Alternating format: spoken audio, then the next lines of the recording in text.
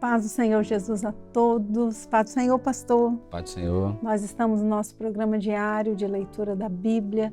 É o tempo especial do nosso dia que nós reservamos para juntos lermos a palavra do Senhor. Estamos fazendo uma leitura sequencial da Bíblia, já estamos no livro de Números. Hoje vamos ler o capítulo 30, Números, capítulo 30. No episódio anterior, nós prosseguimos, na leitura do capítulo 29 e vimos que o Senhor tem uma forma, como Ele quer ser servido e adorado, e Ele estabeleceu todas as coisas. Lá com o povo de Israel, havia todo um estabelecimento do número de animais, da quantidade de flor de farinha, tudo isso. Isso tem um significado profético para nós hoje e o Senhor tem uma forma como Ele quer ser servido, E hoje nós vamos prosseguir no capítulo 30, Números capítulo 30. Vamos ler juntos. E falou Moisés aos cabeças das tribos dos filhos de Israel, dizendo: Esta é a palavra que o Senhor tem ordenado. Quando um homem fizer voto ao Senhor ou fizer juramento, ligando a sua alma com obrigação, não violará a sua palavra, segundo tudo o que saiu da sua boca fará. Também quando uma mulher fizer voto ao Senhor e com obrigação se ligar em casa de seu pai na sua mocidade, e seu pai ouvir o seu voto e a sua obrigação com que ligou a sua alma, e seu pai se calar para com ela, todos os seus votos serão valiosos e toda a obrigação com que ligou a sua alma será valiosa. Mas se seu pai se opuser no dia em que tal ouvir, todos os seus votos e as suas obrigações com que tiver ligado a sua alma não serão valiosos, mas o Senhor lhe perdoará, porquanto seu pai lhos vedou. E se ela tiver marido e for obrigada a alguns votos, ou dito e refletido dos seus lábios com que tiver ligado a sua alma, e seu marido o ouvir e se calar para com ela no dia em que o ouvir, os seus votos serão valiosos, e as suas obrigações com que ligou a sua alma serão valiosas. Mas, se o seu marido lhe vedar no dia em que o ouvir, e anular o seu voto a que estava obrigada, como também as declarações dos seus lábios com que ligou a sua alma, o Senhor lhe perdoará. No tocante ao voto da viúva ou da repudiada, tudo com que ligar a sua alma, sobre ela será valioso. Porém, se fez voto na casa de seu marido, ou ligou a sua alma com obrigação de juramento, e seu marido o ouviu e se calou para com ela, e lhe não vedou, todos os seus votos serão valiosos, e toda a obrigação com que ligou a sua alma será valiosa.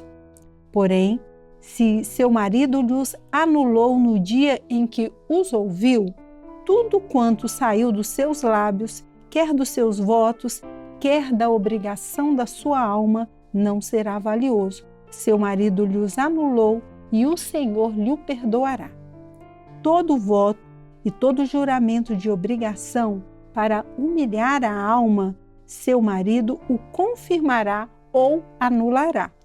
Porém, se seu marido de dia em dia se calar inteiramente para com ela, então confirma todos os seus votos e todas as suas obrigações que estiverem sobre ela. Confirmado lhes tem, porquanto se calou para com ela no dia em que o ouviu. Porém, se de todo lhes anular depois que o ouviu, então ele levará a iniquidade dela. Estes são os estatutos que o Senhor ordenou a Moisés entre o marido e a sua mulher, entre o pai e a sua filha, na sua mocidade, em casa de seu pai. Então, nós encerramos aqui, pastor, o capítulo 30. E quais são os comentários que o senhor vai fazer para nós aqui? O capítulo 30, é acerca do voto das mulheres. Então, o Senhor tinha um cuidado especial com as mulheres, desde o início, sempre teve.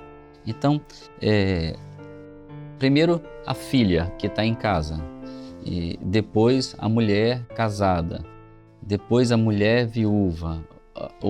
A filha e a mulher casada, se o marido consentisse ou o pai consentisse da filha, o voto era válido. Agora, a viúva, o voto dela era sempre válido, ela acabava sendo válido. O marido morreu, o que ela votou, o marido consentiu, do mesmo jeito. Isso tudo tem um cuidado da parte de Deus, porque a mulher fiel no casamento, ela vai carregar com ela uma profecia sempre na história que Deus escreveu, porque ela vai ser lá na frente tipo da igreja. E quem na verdade sabe o que nós precisamos como igreja é o Senhor. Então, se eu faço planos e esse plano, o Senhor não valida esse plano, então eu estou desobrigado dele. Mas se é um plano que Deus valida, é propósito de Deus, é aquilo que Deus quer, Ele vai validar, você tem que sustentar e segue em frente. Porque isso tudo tem uma carga profética e que vai se desenrolar. É isso que a gente tem que guardar hoje aqui. A figura aqui do pai, a figura do nosso Deus. Do pai, do provedor, marido. Então é sempre assim, é a figura do pai, ora como pai, ora como marido, que é o provedor. Então é um cuidado do Senhor. Cuidado do Senhor conosco, né? Vamos prosseguir, irmãos, capítulo 31, Números, capítulo 31, vamos ler. E falou o Senhor a Moisés, dizendo: vinga os filhos de Israel dos midianitas, depois recolhido serás aos teus povos. Falou, pois, Moisés ao povo, dizendo: armem-se alguns de vós para a guerra e saiam contra os midianitas para fazerem a vingança do Senhor nos midianitas. 1000 de cada tribo em todas as tribos de Israel enviareis à guerra. Assim foram dados dos milhares de Israel 1000 de cada tribo, 12.000 armados para a peleja. E Moisés os mandou à guerra de cada tribo 1000. A eles e a Finéias, filho de Eleazar sacerdote, a guerra com os vasos santos e com as trombetas do alarido na sua mão. E pelejaram contra os midianitas, como o Senhor ordenara a Moisés, e mataram a todo o varão. Mataram mais, além dos que já foram mortos, e dos reis dos midianitas, a Evi, e a Raquém, e a Zur, e a Ur, e a Reba, 5 reis dos midianitas. Também a Balaão, filho de Beor, mataram a espada. Porém, os filhos de Israel levaram presas as mulheres dos midianitas e as suas crianças. Também levaram todos os seus animais e todo o seu gado e toda a sua fazenda. E queimaram a fogo todas as suas cidades com todas as suas habitações e todos os seus acampamentos.